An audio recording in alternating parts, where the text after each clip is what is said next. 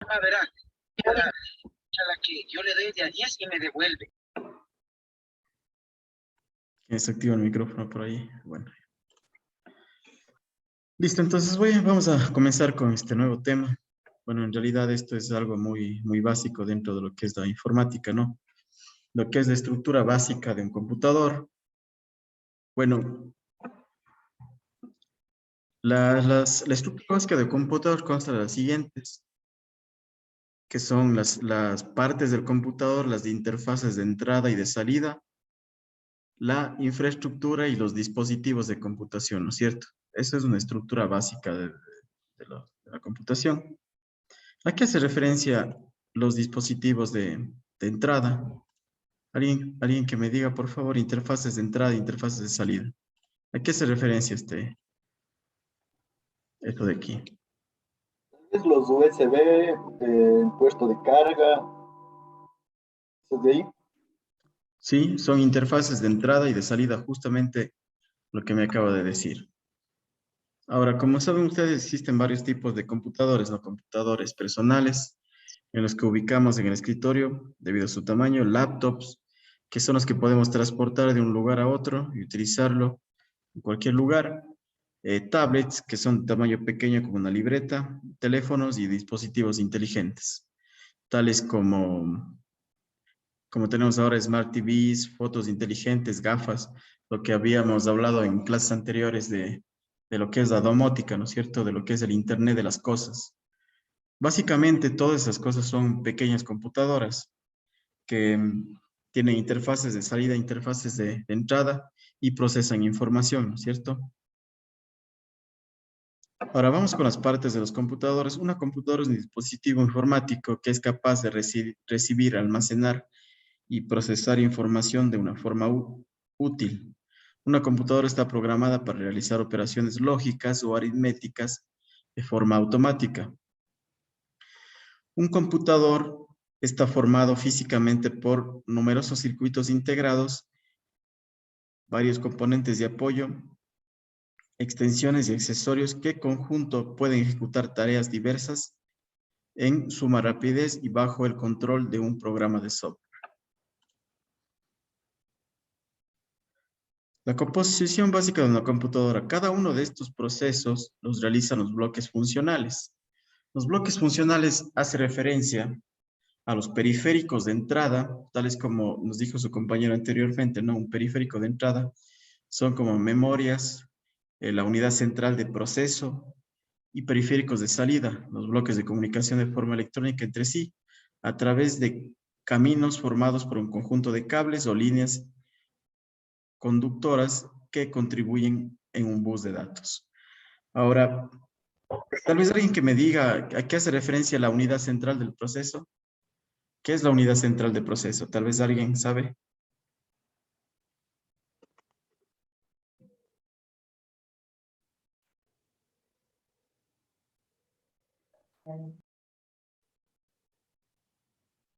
La unidad central de proceso. Tal vez la memoria del computador. Sí, Memoria sí, RAM, Cristian. No, la memoria RAM es algo muy diferente, pero es más o menos lo que usted nos acaba de decir, Cristian. La unidad central de proceso es en realidad el procesador de la computadora, lo que hace que todas las cosas funcionen en la computadora. Entonces, de ahí vienen, por ejemplo, cuando ustedes van a adquirir una computadora en cualquier almacén, le dicen un procesador i7, un procesador i5, un procesador i3. Ahora, esos números que a ustedes les dicen cuando dicen i3, i5, i7, hacen referencia a cuántos núcleos tiene ese procesador, ¿no es cierto?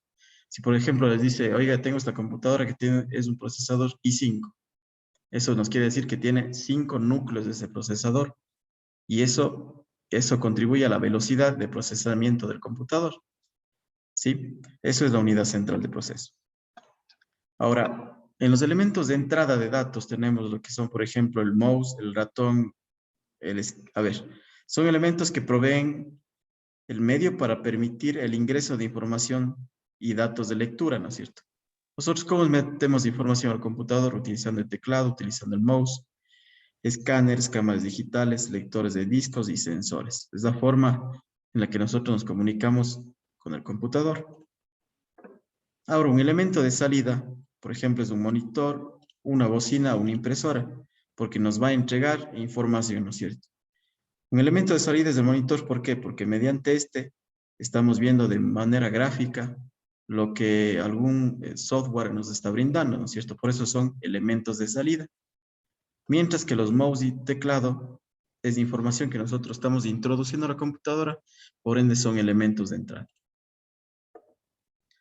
Ahora, luego de estos elementos de entrada y de salida, tenemos los elementos de procesamiento, que son el CPU, de lo que acabamos de hablar hace un momento, que es la unidad central de proceso, que provee la capacidad del cálculo y procesamiento de la información ingresada, ¿no es cierto? Y dentro de estos elementos de procesamiento tenemos los tres elementos, tenemos estos elementos de aquí, que son la placa madre, los microprocesadores y disipadores de calor. Esos son los tres elementos que conforman parte del CPU, que es la unidad central de proceso, ¿no es cierto? Ese chipcito que nosotros le llamamos unidad central de proceso, que es la memoria de la computadora, va conectada a la placa madre. Ese chip, que es el procesador o el cerebro de la computadora, tiene microprocesadores por dentro. Y estos, a su vez, son enfriados por el disipador de calor, que es el cooler que está encima de nuestra chip. De esa manera, hace que al momento que la computadora esté procesando grandes cantidades de datos, hace que no se caliente y que no se vaya a quemar o vaya a desoldarse algún pin de ese procesador, ¿no es cierto? Por eso es muy indispensable esto de lo que es el disipador de calor dentro de los elementos de procesamiento.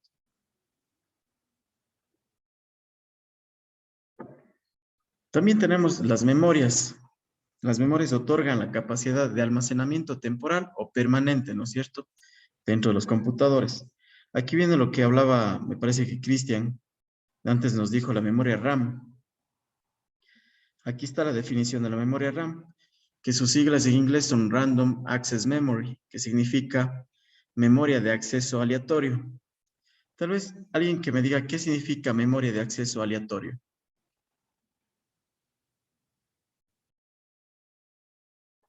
O digamos, ¿qué se puede almacenar en la memoria RAM de una computadora?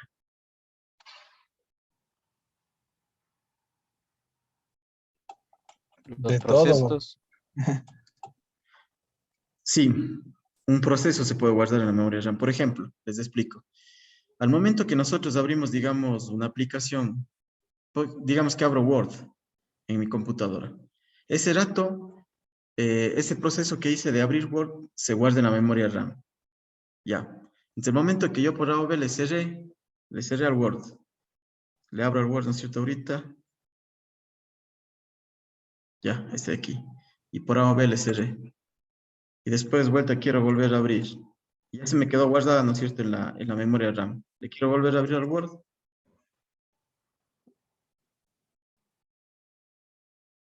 Y se abre rápidamente. Porque ese proceso ya se quedó grabado en la memoria RAM. La memoria RAM solamente graba procesos que estamos ejecutando ese momento. Y cuando nosotros apagamos la computadora y volvemos a encender, todo lo que se almacenó de manera temporal en la memoria RAM se borró. ¿Por qué? Porque es una memoria de acceso aleatorio. Solamente va a funcionar cuando está encendida la computadora y estamos iniciando cualquier programa. ¿Para qué se usa esta memoria RAM? Para que la computadora sea más rápida y recuerde procesos hechos anteriormente, ¿no es cierto? Por ejemplo, cuando ustedes abren un programa, a veces se demora bastante en abrirse, ya se abrió, trabajaron y por A o B cerraron el programa. Luego lo vuelven a abrir y se abre ya rápidamente. ¿Por qué? Porque ya se quedó almacenado en la memoria RAM, ¿sí? Es como dice aquí la definición. Tal término se refiere a la cualidad de presentar iguales tiempos de acceso a cualquiera de sus posiciones, ya sea para lectura o para escritura. Esta característica también es conocida como acceso directo. La memoria RAM es la memoria utilizada para el computador para el almacenamiento temporal y de trabajos, ¿sí? Es solamente una memoria temporal, que solamente actúa cuando estamos utilizando cualquier programa de la computadora. Al momento que apagamos, se borra la información. Ahora también tenemos otra memoria, que es la memoria ROM. La memoria ROM, como sus siglas en inglés se dice, son Read Only Memory.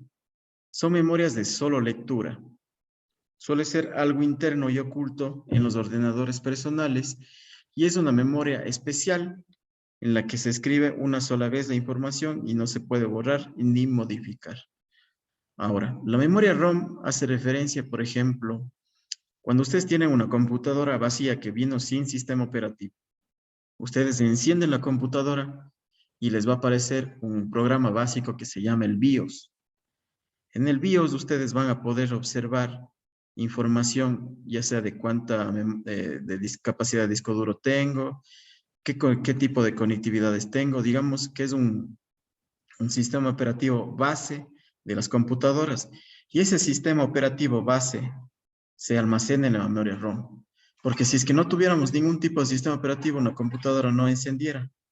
Por eso es que tenemos esta memoria de aquí, para tener un sistema operativo base que a partir de ese podemos hacer cualquier instalación de cualquier otro sistema operativo como los que conocemos ahora, como es Windows, como es iOS, como es Linux, ¿sí? Entonces esta memoria es muy importante porque, por ejemplo, otros dispositivos que utilicen memoria ROMs, por ejemplo, una impresora. Una impresora tiene una memoria ROM también, porque ahí se almacena un sistema operativo base que hace que funcione las funcionalidades de la impresora, ¿no es cierto? Entonces, es otro ejemplo de la memoria ROM. Vamos a ver ahora un pequeño video de lo que es la memoria RAM y la memoria ROM, para que quede de una manera mejor explicada. Profe, disculpe una pregunta. Claro. No sé si tal vez tomó lista porque como en el grupo nos comentaron que la clase empezaba a 6:30, entonces al menos yo me confundí. Sí, no, no se preocupe, voy a tomar lista la segunda hora, para que no haya Ah, este ya, problema. Ujú. ya, gracias. Buenas tardes, profe. Y disculpe, ¿qué es lo que estaban viendo?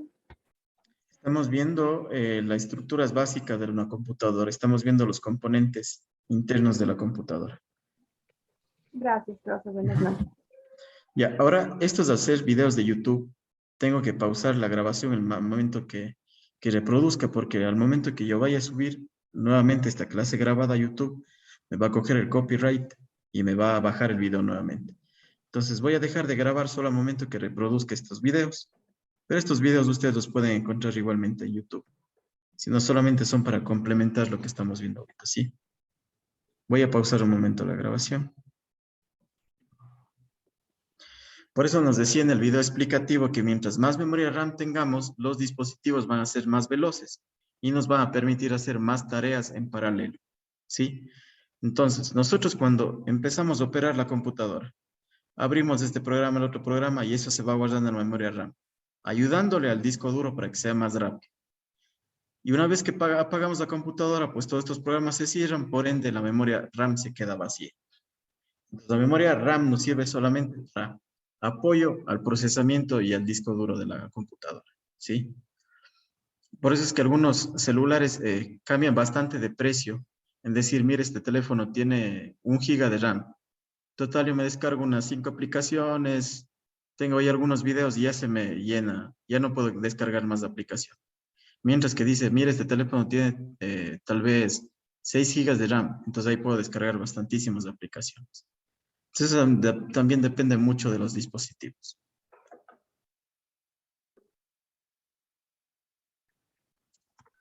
Profe, Y dígame. tal vez, por ejemplo, en los celulares hay algunas aplicaciones que no se puede borrar, no se puede desinstalar. Tal vez de esas aplicaciones estarán en la ROM, la memoria ROM. No, básicamente las aplicaciones que no se pueden desinstalar del teléfono son aplicaciones base del sistema operativo, que ya vienen preinstaladas desde su inicio. Es decir, por ejemplo, cuando yo instalo Windows, el micrófono,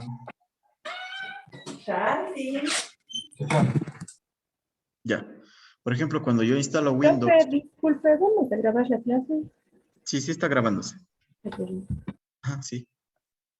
Déjame ver, déjame corroborar. Sí, sí está grabando.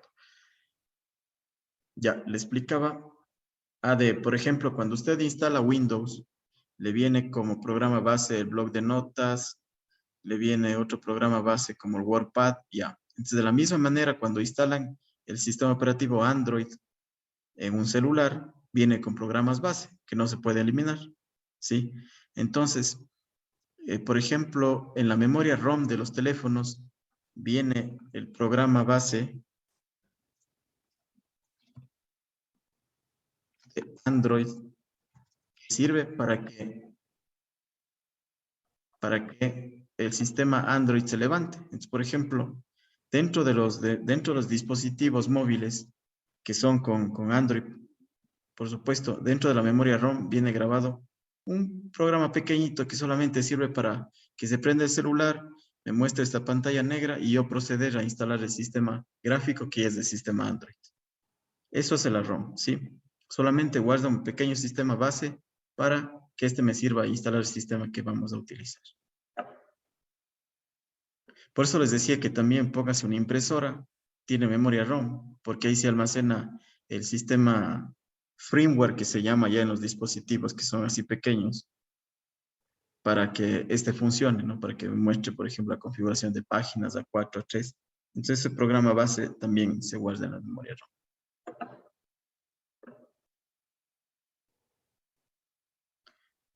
Listo, vamos a continuar. Entonces, a ver, tengo una. Podría registrar asistencia. Daisy Espejo, sí, a la segunda hora voy a registrar la asistencia.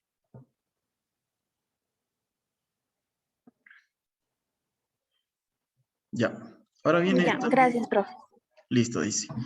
Ahora también viene esta parte, también dentro de las memorias. Bueno, la memoria otorga la capacidad de almacenamiento temporal o permanente dentro de la computadora. Ya vimos eso, ¿no es cierto? Dentro del apartado de la categoría de memorias también tenemos lo que es la unidad del disco duro, que es un dispositivo de almacenamiento de datos que emplea un sistema de grabación magnética para el almacenamiento y recuperación de archivos digitales.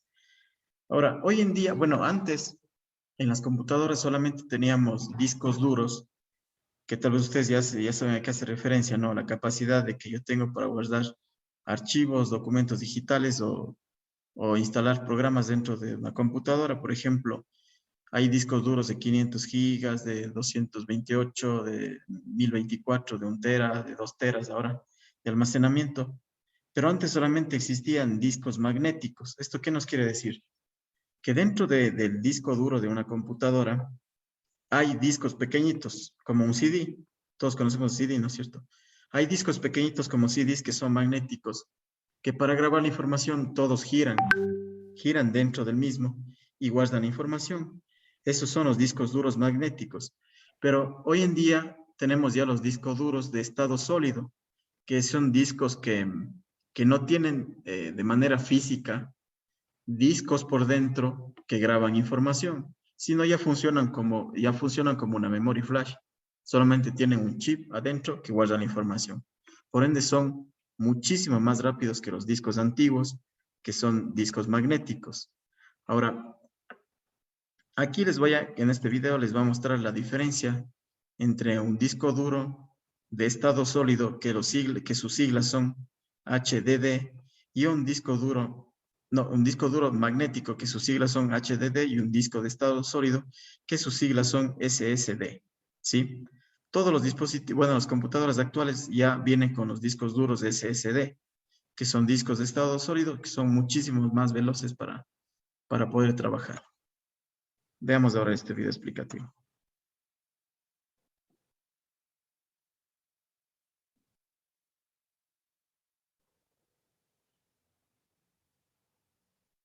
A veces compramos, digamos, un disco duro de estado sólido ya que por la velocidad y porque mi computadora sea más rápida, pero a veces compramos un disco duro de mala calidad y total a los meses se nos daña el disco y se va toda la información, se borra. Entonces siempre si es que compramos artículos de tecnología deben ser ya de marcas reconocidas y que le den algún tipo de garantía. Ahora, la diferencia de velocidad entre estos dos es en realidad abismal. Por ejemplo, si es que yo tengo una laptop que tiene un disco duro normal, un disco duro no de los nuevos de estado sólido. Y yo le prendo, tal vez se demorará 1 o 2 minutos en encender, depende de qué tan viejita sea, ¿no es cierto? Pero si esa misma computadora viejita yo le pongo un disco de estado sólido, eso se va a encender en menos de 1 minuto, porque ya no tiene que estar ocupando bastante energía para mover los discos de adentro, buscando la ubicación del mismo, sino de una sola se levanta la información y empieza a operar el computador. Esa es la única diferencia entre estos dos discos duros, ¿sí? Que a la final la funcionalidad que hacen los dos es la misma, de almacenar información y nada más.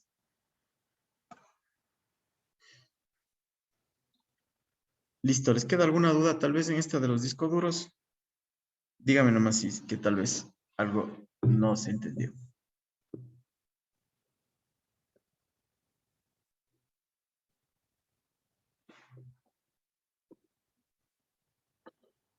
Profe, mire, yo tengo una pregunta acerca de los discos de SSD. Ujú. Mm, ¿Qué tan bueno, digamos, son estos discos? Son buenos en realidad. Yo sí recomiendo en realidad ya en la actualidad ya usar solamente este tipo de discos duros. De hecho, mi laptop con las que estoy utilizando ahorita con ustedes tiene disco duro de estado sólido. Y como ustedes pueden ver, yo tengo un montón de procesos abiertos, de programas que estoy utilizando y la computadora no se me cuelga para nada. Y se enciende a los 3 segundos. Yo le apago la computadora, le prendo y se enciende a los 3 segundos. Entonces, hay muchísimas ventajas en comparación del otro tipo de disco duro antiguo. Si es que, por ejemplo, ustedes tienen una computadora que ya está un poco viejita, que ya se demora bastante en prender, que no carga muy rápido los programas, ustedes le cambian a un disco duro de estado sólido y esa computadora vuelve a vivir prácticamente, porque se hace más rápido.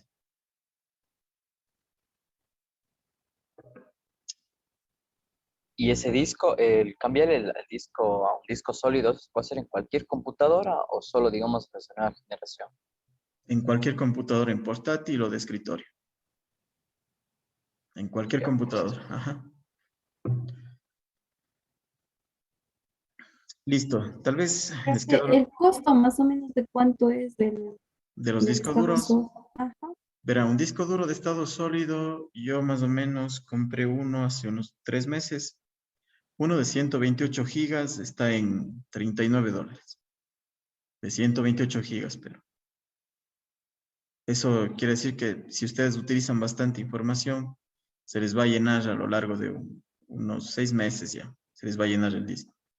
Pero si es que necesita más información, hay también de 256, de 1 tera. Por ejemplo, uno de 256 ya estaba en $60. De 1 terabyte, que ya es bastantísima información, que yo creo que alguien, digamos, para trabajar una computadora de trabajo, no creo que pase de 1 tera para guardar información, estará en unos $80, 90 más o menos. 1 terabyte hace referencia a 1024 gigas, entonces es bastantísima capacidad de almacenamiento. Profe, Sí, dígame. ahorita justo estaba viendo y en mi compu dice que tiene almacenamiento dual SSD y HDD para un gran desempeño. O sea, eso es beneficioso en este caso. Por supuesto, su computadora tiene el almacenamiento híbrido, tiene los dos tipos de discos duros. Por ejemplo, si es que, digamos, hay alguien que trabaja en diseño gráfico y quiere instalar el Photoshop y el Illustrator, que son programas que necesitan bastante capacidad de procesamiento para iniciar, pues esos programas los puede instalar en el disco de estado sólido y el programa se va a abrir, pero así enseguidito. Por ejemplo, yo tengo un disco de estado sólido y ahorita acabé de abrir Illustrator y se me abre sin ningún problema, puedo hacer lo que sea. Y estos son programas pesados en realidad. El disco duro de estado sólido lo, digamos, lo hace más rápido. Mientras que los programas básicos, ya sea como el Office, eso ya se puede guardar en el otro disco duro. Ah, ya, gracias, profe. Ujú. Profe, una pregunta. Claro. ¿Y en qué parte de la computadora usted puede ver si qué clase de disco tiene? Ya, veamos, ¿verdad? Tiene que ponerle aquí. Se va a los documentos. Si están viendo mi pantalla, ¿no? Se va a los documentos. Aquí tenemos este equipo, le damos clic derecho y ponemos en propiedades.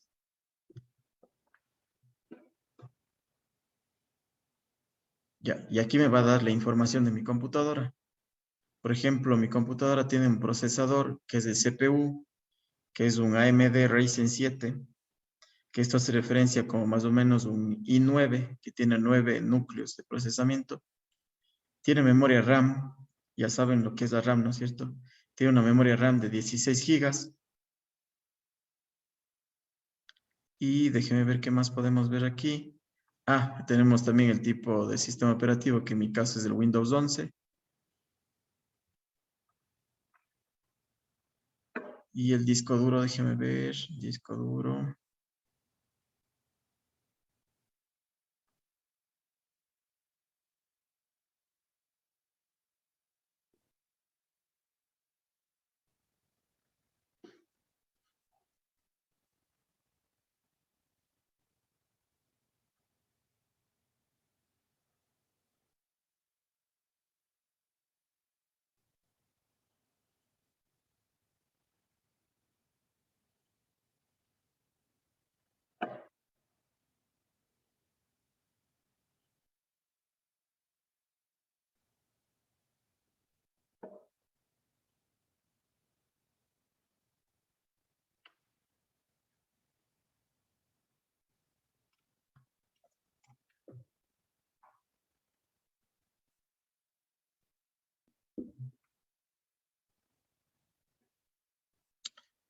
Veamos, disco, archivos, desktop.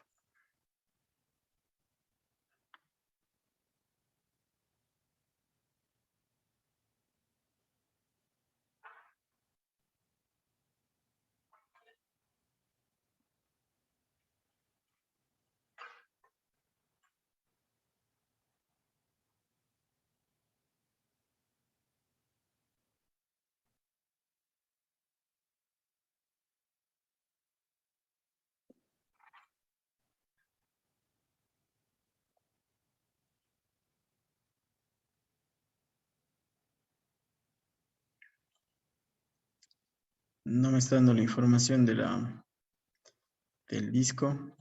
Creo que este Windows 11 no nos muestra esa información, así nomás. Sistema, déjame ver.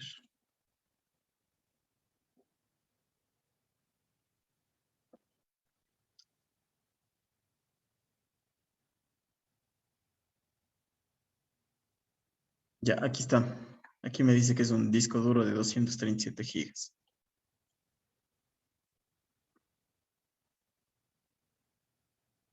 Tiene que entrar, como le dije, a ver, ya le muestro desde cero.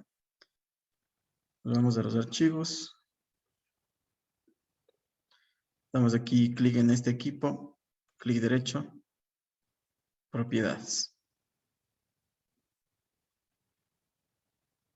Dentro de propiedades estamos en sistema y buscamos almacenamiento. Aquí está. Y ahí nos muestra el disco duro. Ya, profe, gracias. Listo.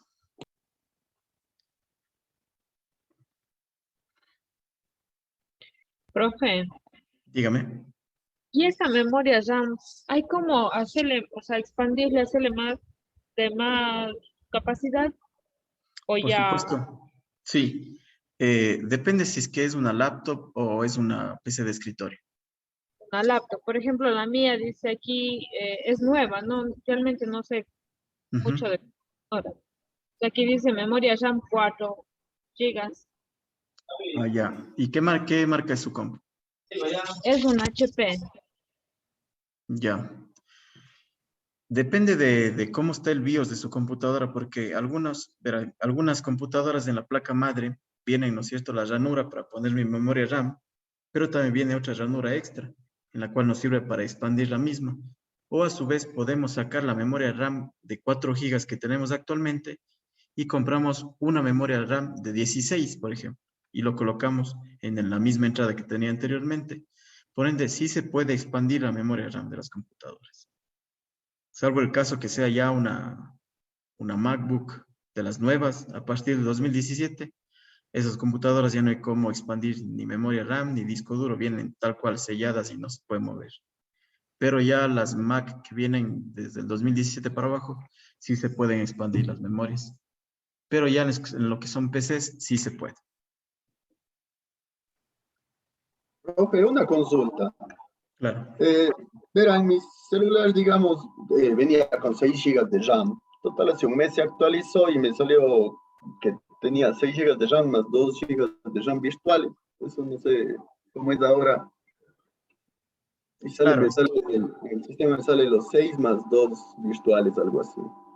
Sí, lo que pasa es que los sistemas operativos a veces para optimizar el funcionamiento de los dispositivos crean memoria RAM virtual, es decir, que le quitan un poco de almacenamiento del disco de memoria y lo mandan a que sea memoria RAM también. A eso se referencia la memoria RAM virtual. Y de ahí su memoria RAM física es de 6 GB. Ujú.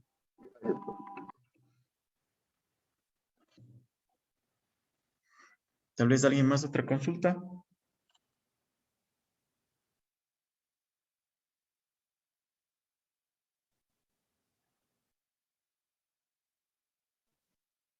Yo, profe, buenas Claro. noches. Buenas Verá, noches. dice aquí en la memoria RAM instalada, dice 8 gigas y al ladito sale entre paréntesis 5.88 gigas utilizable. ¿Es lo que se está usando o es solo lo que se puede usar? Verán, cuando nosotros instalamos un sistema operativo en una computadora, por ejemplo, cuando leo yo las instrucciones para el Windows 11, por ejemplo, me dice, para que este sistema operativo funcione, va a ocupar de entrada ya 2 gigas de memoria RAM, solo para ejecutar. Entonces eso quiere decir por lo que usted me está leyendo ahorita. Por Sí, ejemplo, porque dice, dice usted tiene 8, 200. pero puede usar Sí, 5, porque su así sistema dice. operativo está usando 3. Ah, ya, Ujú. ya, profe. A eso se refiere. Gracias.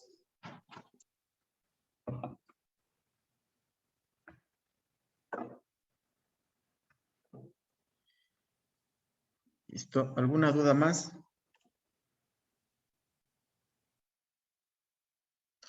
Vamos a hacer una consulta, a ver. Por ejemplo, un Smart TV tendrá memoria ROM y memoria RAM. Claro. Sí, sí. Correcto. Sí tiene Sí, memoria. ambos. Sí, correcto, muy bien.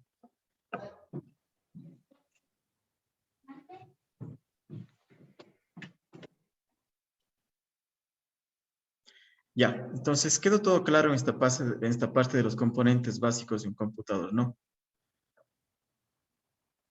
Vamos a ir a la siguiente parte, que es ya lo que es el Internet. Vamos a comenzar con este tema desde lo que es la historia del Internet, ¿no? Desde cómo inició, cómo fueron sus inicios, cuál fue la primera conexión de Internet que hubo, todo eso. Entonces vamos a ver este tema. Bueno, vamos a ver la historia del Internet. ¿Qué es el Internet? El Internet es conocido como la red de redes, ¿no es cierto? Es en donde nosotros nos interconectamos alrededor de todo el mundo. Es una red mundial de computadores que se encuentran interconectados entre sí y distribuidos por el mundo. Mediante esta red podemos encontrar toda clase de información y servicios, ¿no es cierto? Lo que hablábamos al inicio, en la introducción, que tenemos varios servicios de Internet, ¿no es cierto? En la actualidad, como son servicios de streaming, como YouTube, como Netflix y varios servicios tecnológicos, ¿no es cierto? Como las aplicaciones móviles y todo eso. Ahora, la historia del Internet se remonta en 1950, que fue la primera pieza de un equipo de red que fue instalada en una universidad de California, que fueron los que realizaron el experimento de aquí de conectividad entre los computadores. La Universidad de California en Los Ángeles, donde fue el primer mensaje enviado. La primera transmisión fue hecha por un equipo de red configurado por el Instituto de la Universidad de Stanford. Entonces, el primer mensaje que hubo de Internet, de conexión entre dos computadores, fueron desde el Centro de Investigación de la Universidad de Stanford a la Universidad de California. Fue la primera vez que conocimos, digamos, la conexión entre dos dispositivos para enviar un mensaje dentro de la computación. Con este, el primer sistema de red nació, ¿no es cierto? Ahora, los pioneros de este experimento en la historia del Internet fue en agosto de 1962 con J.C. Lichter. Escribió una serie de notas enfatizando la necesidad de una red de computadoras global y él fue prácticamente el padre del Internet. Fue el que tuvo digamos, la idea visionaria de la conectividad entre dispositivos tecnológicos, ¿no es cierto? Luego, esta persona de acá continuó con la investigación y realizó lo que son las redes de conmutación de paquetes que comenzaron a desarrollarse en 1960. La idea es acreditada a Lord Kleinrock, que es el señor de acá, con el que publicó el paper acerca del Internet, que es y cómo lo conocemos actualmente, ¿no es cierto? Luego de esta idea de la que fue la primera conectividad, el señor Leonard Kleinrock fue el que patentó y inventó la conmutación de paquetes, que es la parte base de lo que nos sirve actualmente, de lo que conocemos la conectividad de Internet, ¿sí? Ahora, dentro de la historia del Internet tenemos este fue el primer experimento de cuando se inventó el Internet, que es el ARPANET. Ese nombre le pusieron al experimento, ¿no es cierto? El ARPANET, que sus siglas en inglés significa Advanced Research Project Network, o Red de Agencia de Proyectos de Investigación Avanzada, que es en español. Era una red de computadores construida en 1969 con un medio resistente para enviar datos militares y conectar principales grupos de investigación a través de los Estados Unidos, ¿no es cierto? Entonces, la primera red de Internet que hubo fue solamente para este tipo de comunicaciones, como lo dice, ¿no? Para enviar datos militares y para centros de investigación de las universidades de Estados Unidos. Ahora, en 1968 se crea el ARPANET, de lo que acabamos de hablar ahora, y en 1970 se incorporan 5 nodos más. Nodo hace referencia, hagamos aquí déjeme ver la pizarra.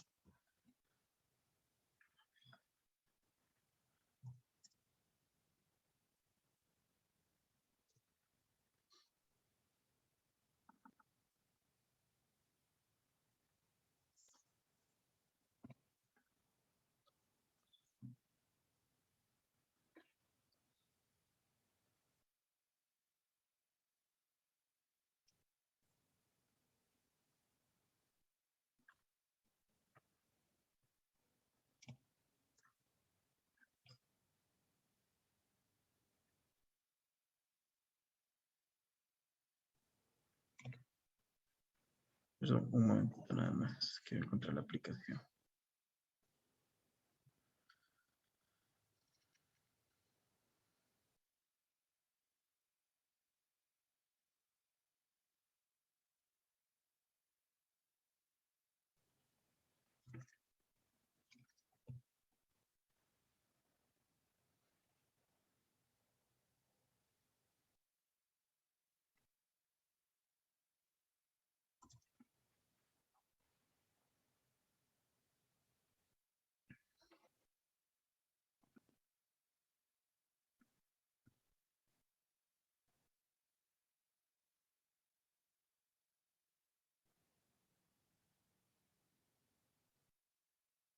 Ya listo.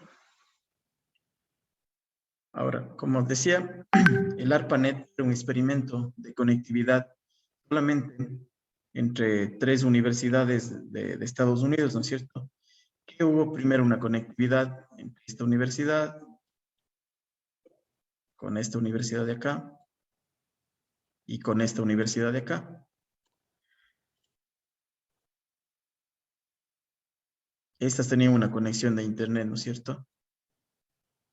Y a esto, dentro de las redes de datos o dentro de las comunicaciones, se les conoce como nodos. Esto de aquí es un nodo, es en donde estamos ubicados. O sea, donde llega la información es un nodo. Por ende, aquí habría 3 nodos. Ahora, en 1970 se incorporan 5 nodos más, dice, ¿no es cierto?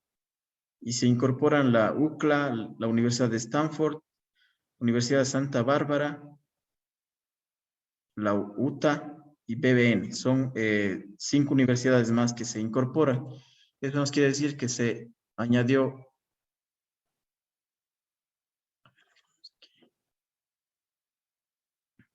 otro nodo más acá.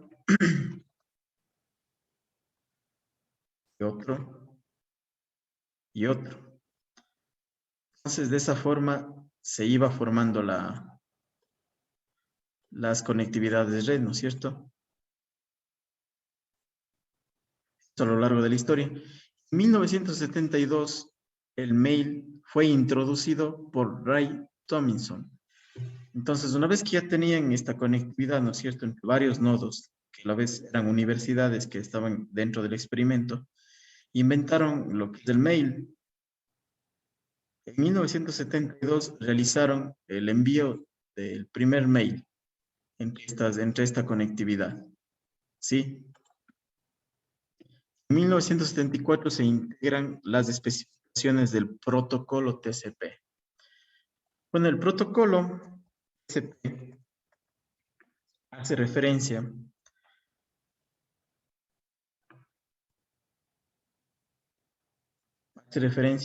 al protocolo de conectividad que existe dentro del Internet.